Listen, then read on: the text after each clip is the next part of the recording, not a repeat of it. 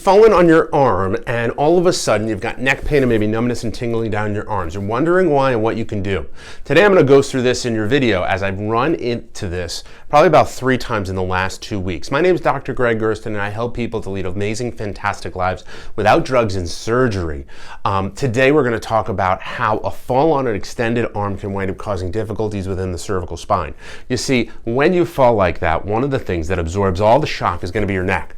The neck is designed to have discs within it and an arc that provides strength so you can absorb that shock and not break down. When we look at a normal cervical spine, it should look like this. You can see that nice large arch in there.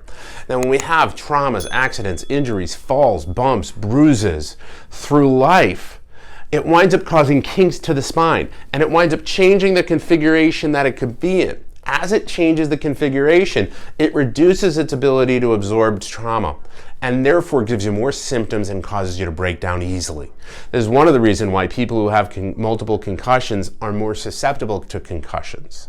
Figuring this out and figuring out the process to restore back to normal is key to eliminate the numbness in your extremities and allowing you to absorb shock into the future so that you don't break down.